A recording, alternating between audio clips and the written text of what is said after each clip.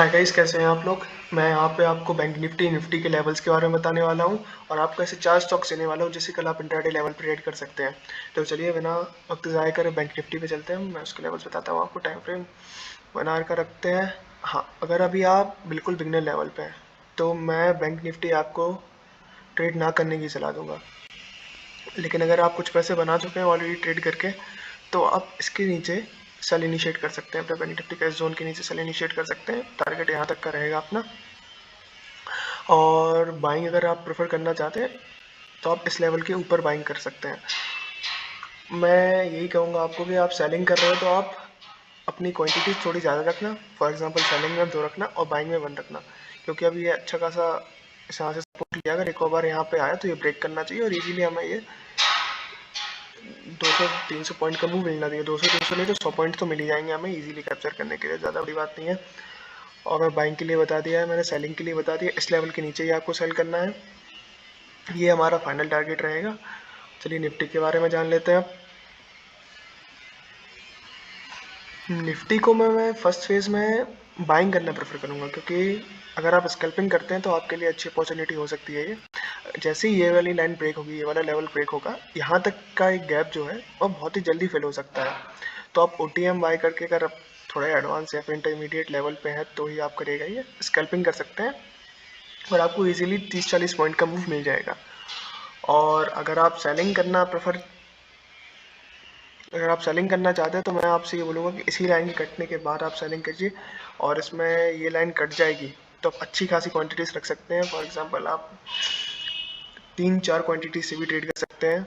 और अगर मैं बाइंग के लिए बोलूँगा तो आप इस लेवल के ऊपर करिए और इस लेवल के ऊपर क्वांटिटीज़ कम रखिए। फॉर एग्जांपल आप सेलिंग में 4 रख रहे हैं तो बाइंग में 2 रखिए। हिसाब से आप मैनेज कर सकते हो।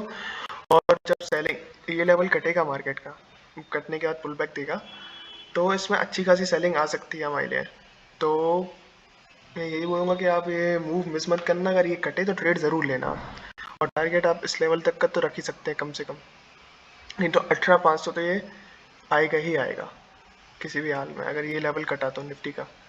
चलिए अब मैं स्टॉक्स के बारे में बता देता हूँ। पहला स्टॉक है हमारा बायोकॉन। इस स्टॉक को मैं ट्रेड करना प्रेफर करता हूँ 3 मिनट के टाइम फ्रेम पे। हाँ, वो आप निफ्टी और बैंक निफ्टी भी 5 मिनट या 3 मिनट के टाइम फ्रेम पे ट्रेड कर सकते हैं।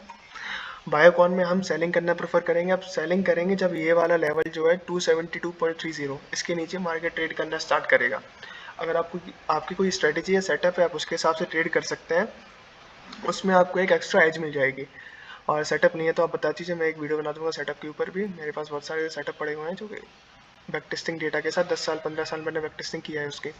लेकिन अगर इस लेवल को तोड़ा मार्केट ने, बेसिक प्राइस एक्शन बताना हूँ जैसे मैं ट्रेड करता हूँ, इस लेवल को तोड़ा मार्केट ने और इस जोन के अंदर पूरा जोन बना हुआ है, इसके अंदर कहीं पे भी एक पुल बैक मिला हमारे लिए, तो हम वहाँ पे अपना सेल ऑर्डर डाल सकते हैं।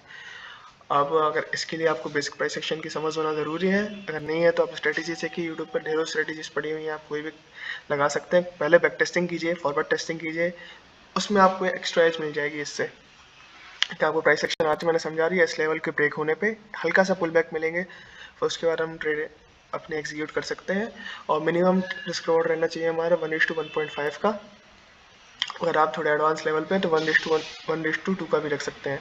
अगला स्टॉक है रैमको सीमेंट्स।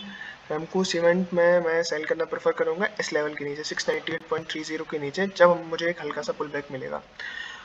और वही मैंने बताया, सेटअप आपके पास कोई हो तो आप उसे यूज़ कर सकते हो।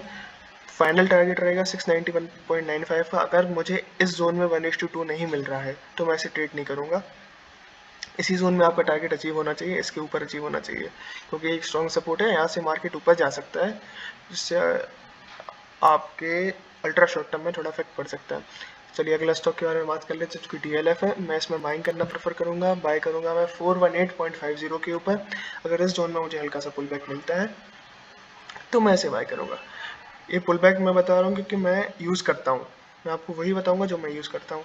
सेटअप में यूज़ करता था, मैं बिगनर लेवल पे सेटअप यूज़ करता था। और अगर आप बिगनर हैं तो मैं यही बोलूँगा आप सेटअप यूज़ कीजिए और प्राइस एक्शन पे फॉरवर्ड टेस्टिंग बैक टेस्टिंग करते जाइए। लेकिन जब तक आप अगर पैसा बनाना चाहते हैं कुछ मार्केट से, तो तब तक आप ये मेरी लेवल्स फॉलो कीजिए और अपनी स्ट्रेटेजी पे वर्क कीजिए। आप अच्छा खासा रिटर्न निकाल सकते हैं, काफ़ी है। अगले स्टॉक के बारे में बात करते हैं तो वो है अल्ट्राटेक सीमेंट। अल्ट्राटेक सीमेंट कल बहुत ज़्यादा चांसेस है कि गैप अप ओपन हुआ है। मैंने BTSC में ट्रेड ली हुई है इसकी, तो गैप अप ओपन होगा तो फॉर एग्जांपल यहाँ कहीं गैप अप ओपन होगा तो ये गैप फिल करने के लिए नीचे आएगा, और जैसे ही गैप इसके सपोर्ट पे आई है, इस जोन में कहीं पे भी सपोर्ट ले, कोई भी आपको ग्रीन कैंडल, कोई भी बुलिश कैंडल मिले, आपको हैमर भी मिले, तो अपने आप बाइंग ऑर्डर इनिशिएट कर सकते हो, और आपका टारगेट वही 1:1.5 या 1:2 का रहना चाहिए। तो ये 4 स्टॉक्स थे, और बैंक निफ्टी के लेवल मैंने बता दिए हैं। अगर आप बिगिनर हैं तो बैंक निफ्टी और निफ्टी के ट्रेड मत कीजिएगा अभी, कुछ पैसा स्टॉक से बनाइए। ऑप्शन बहुत टाइम है अभी, बहुत अपॉर्चुनिटीज देगा मार्केट।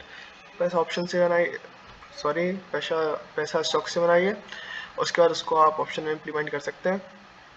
ये 4 स्टॉक से आप इसे ट्रेड करिए, ज़रूर करिए, और नहीं कर रहे हो तो फॉरवर्ड टेस्टिंग ज़रूर करना आप। That's all, thank you very much.